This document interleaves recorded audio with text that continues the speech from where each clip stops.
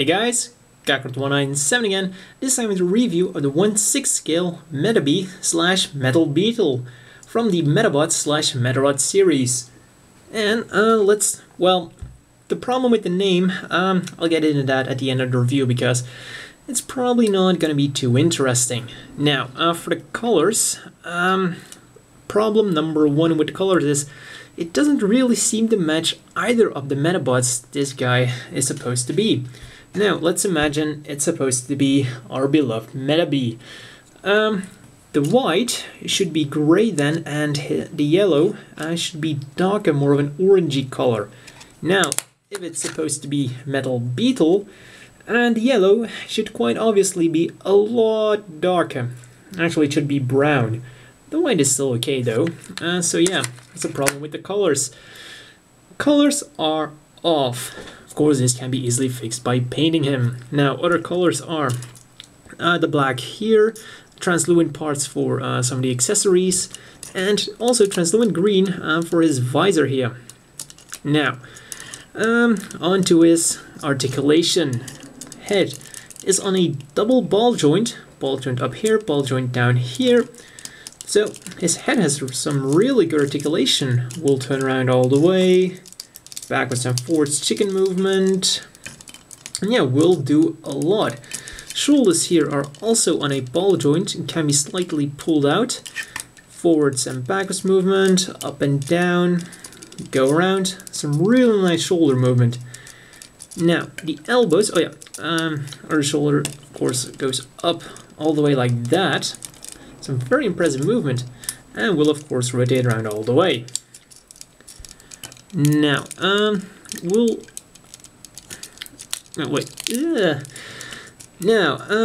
his elbows, they are kind of double jointed, but the lower joint only goes forwards and backwards about that far, and if you turn it around, not really a lot.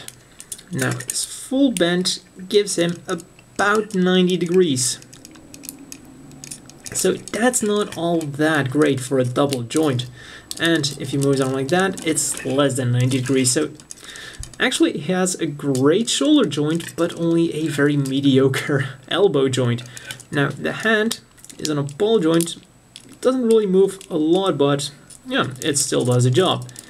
His waist, once again, is on a ball joint. Actually, all of the joints on this model are almost all ball joints. So forwards, backwards, we'll turn around all the way. And side to side, rotate, whoops, and pop off. Now, it's his legs.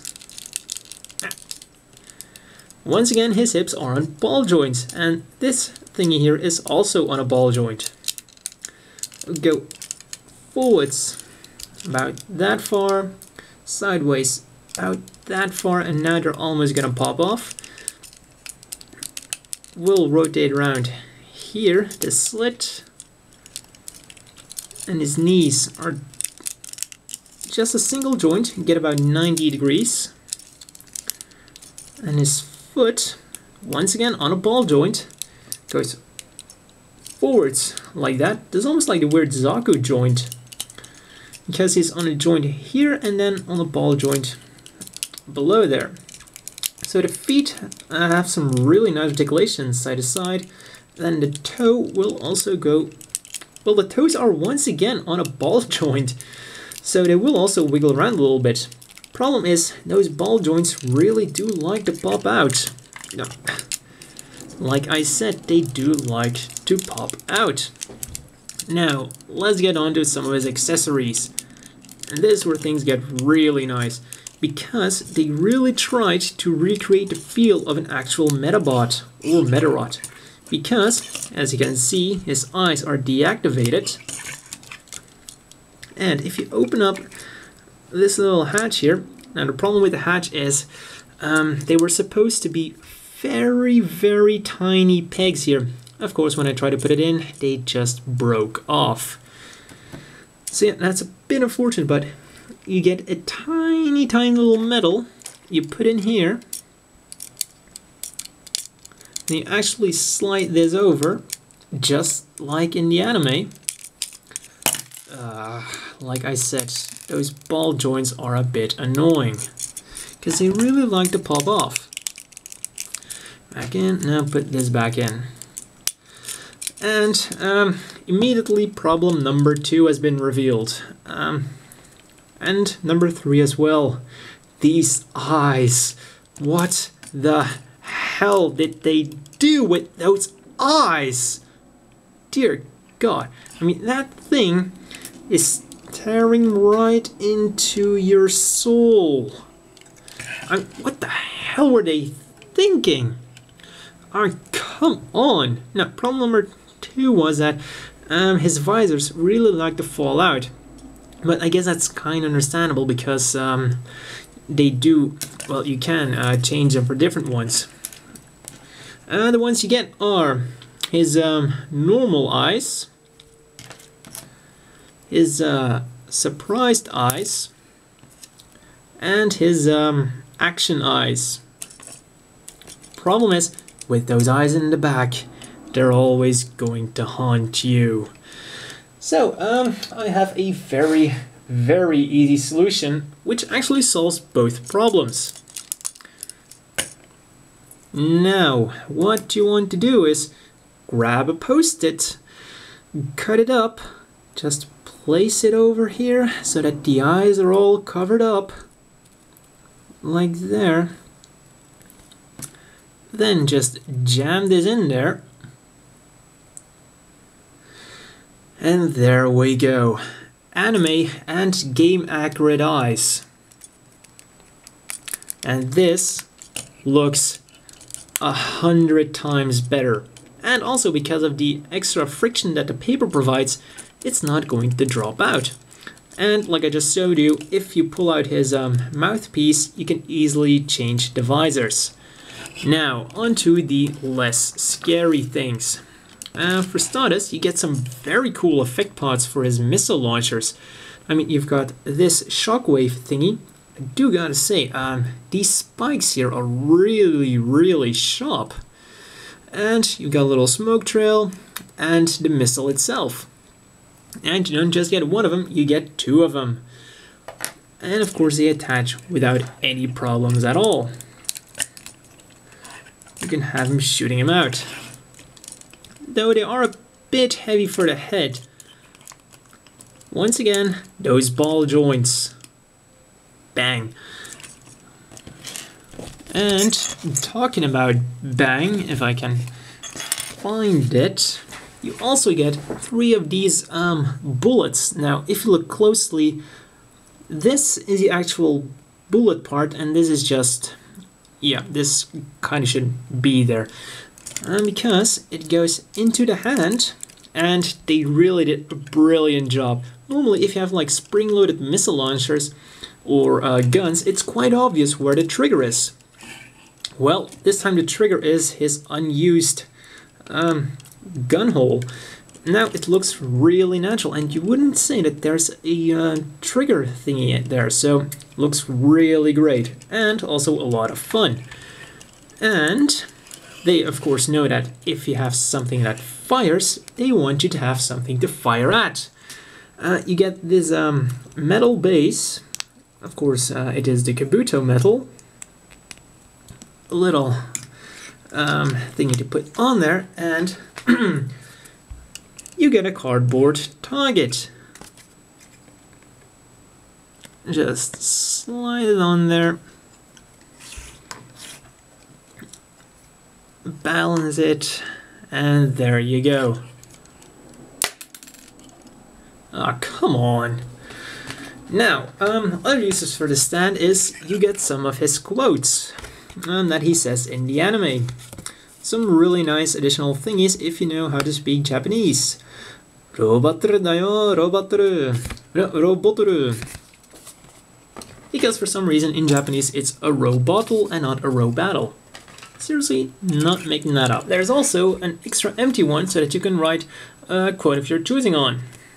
Now, some final accessories include other hands. You get a pair of open hands, Now you will see that these hands are actually on pegs, and that is because they peg into a ball joint that's inside there. And another pair of kind of like grabbing hands. And his final accessory is something to connect him to a stand. I guess this is supposed to, well, I guess this is made for a Kotobukiya stand, but coincidentally, it also works with Bandai's action bases.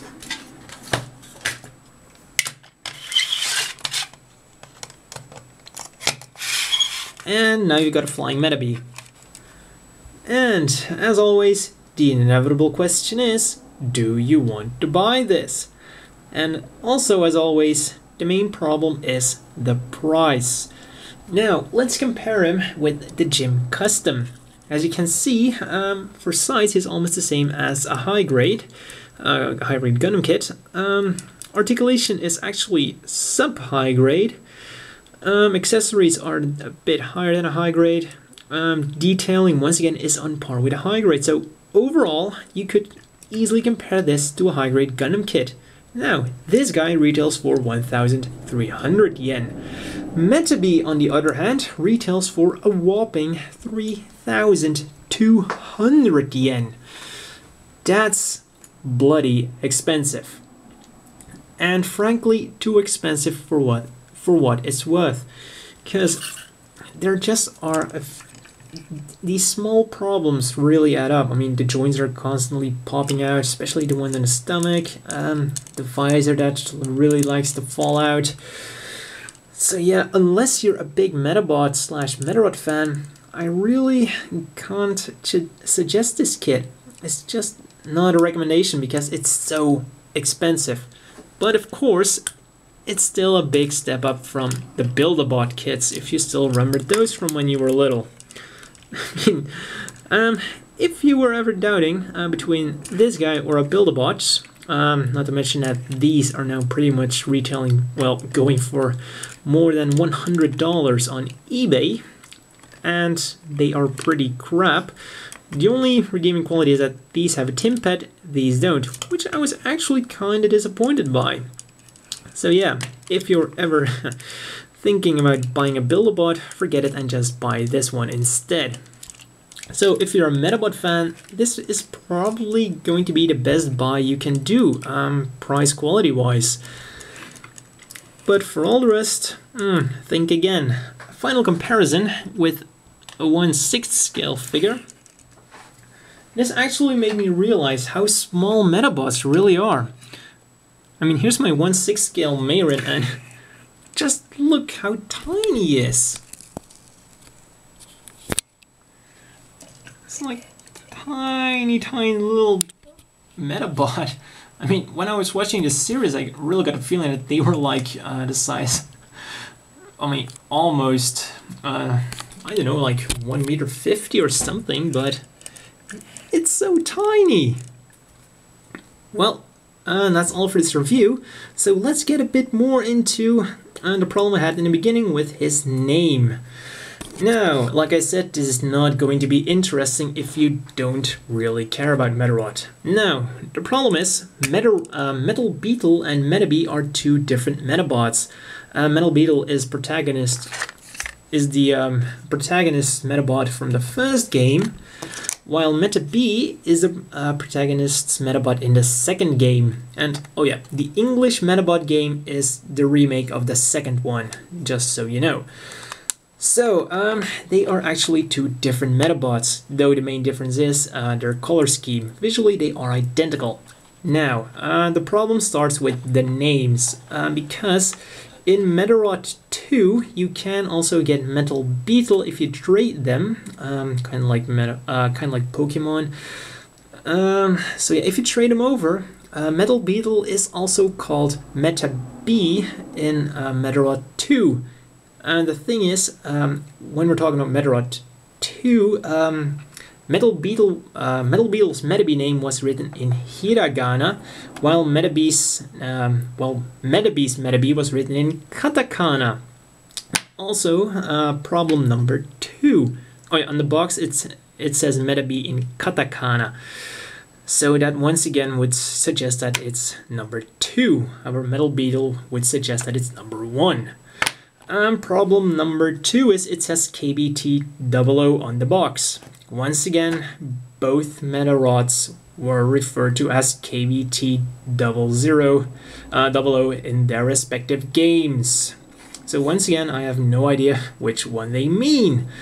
However, it was later kind of like retconned that, of course, Metal Beetle was KBT00 and Metabee was KBT01.